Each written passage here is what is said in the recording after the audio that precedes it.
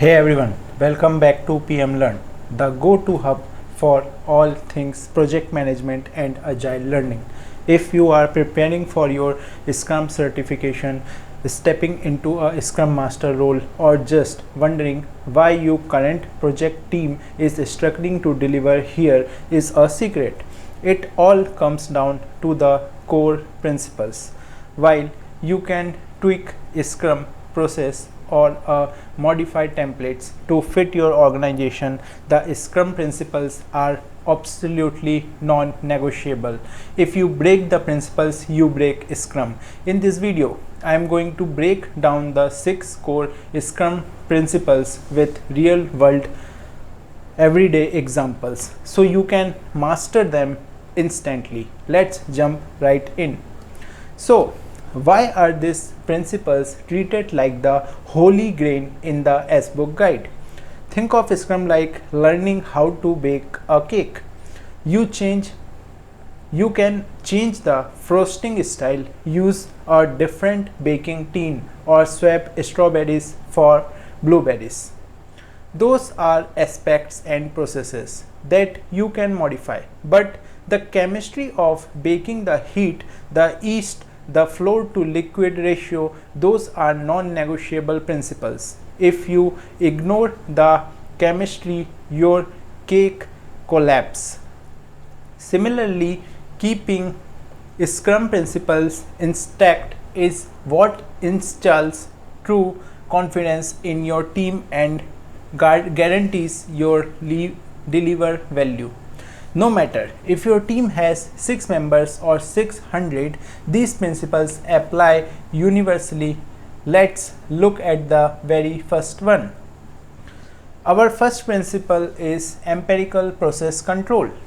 Empirical simply means making decisions based on real-world experience and hard evidence rather than upfront guesswork. It stands on 3 solid pillars: transparency, inspection, and adaptation.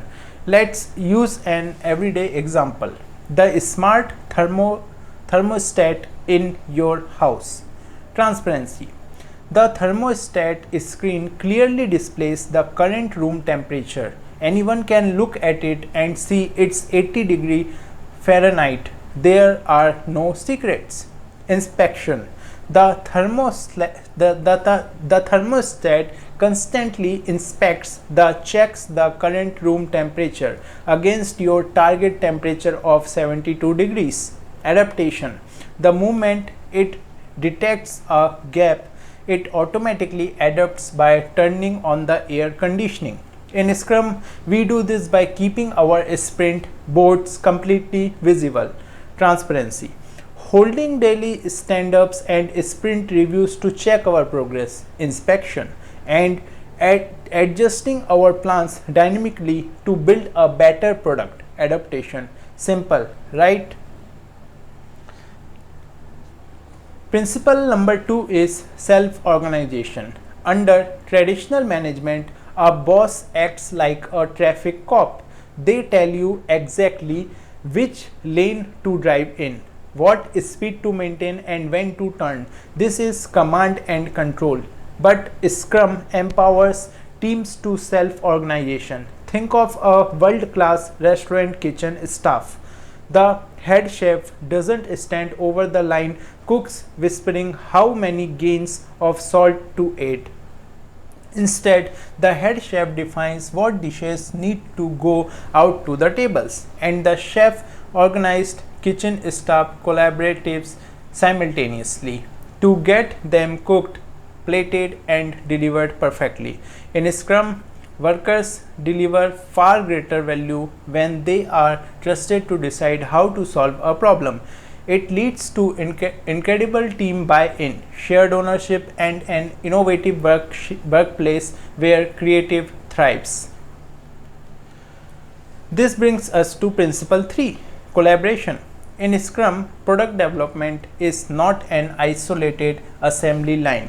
It is a shared value creation process where engineers, designers, and business stakeholders work together daily. According to the SBOK guide, collaboration has three key dimensions. Awareness, knowing what your teammates are doing. Think of a relay team. You have to watch your partners run to the time your handoff perfectly. Articulation, dividing and coordinating the work, who does what so we don't step on each other's toes. Appropriation, adapting tools to fit out unique dynamic, like tweaking a digital board to suit our workflow. When a Scrum team collaborates, they don't just cooperate, they actively co-create value. Principle 4 is a game changer: value-based prioritization.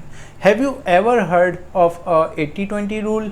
It states that 80% of a product's value comes from just 20% of its features. Think of your smartphone. You probably spend 80% of your time on just 3 or 4 core apps: your browser, messages, cameras, and maps. The hundreds of other built-in features are rarely used. Traditional project managers try to build everything at once. Scrum does the opposite. The product owner constantly prioritizes the product backlog based on business value, return on investment, and risk. By bidding and shipping that critical 20% first, we give the customer maximum value in minimum time, while early discovering if we need to adjust our route. Next step is principle 5, time boxing.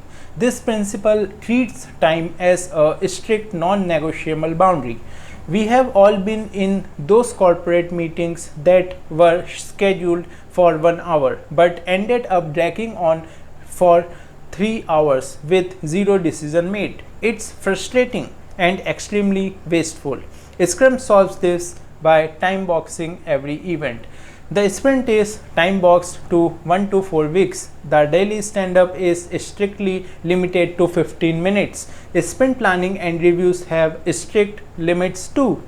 Think of it like an exam timer. When you know you only have 60 minutes to complete a test, you don't waste time starting at the ceiling.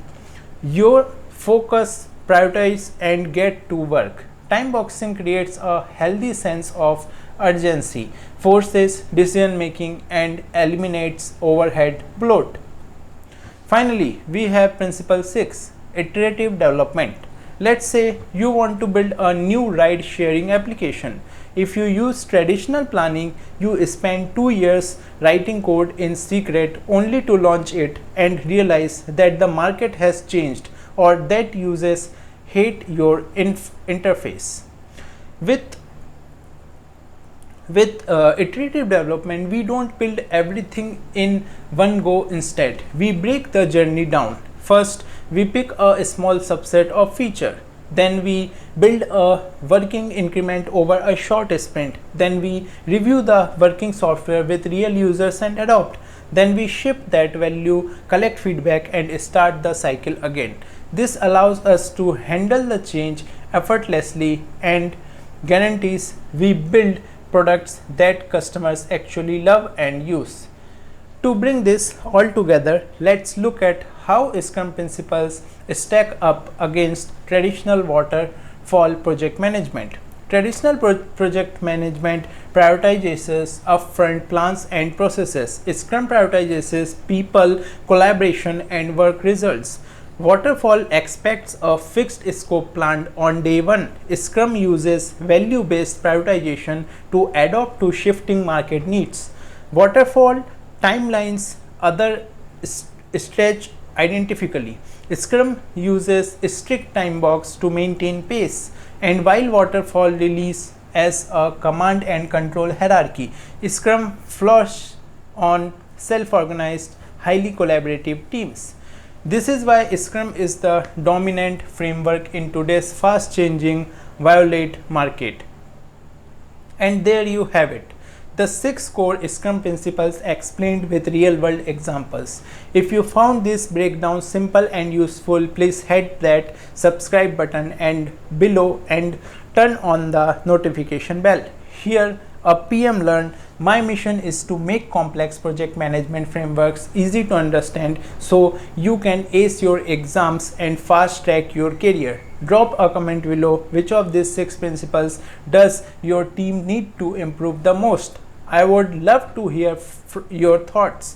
Thanks for watching, and I will see you in the next video.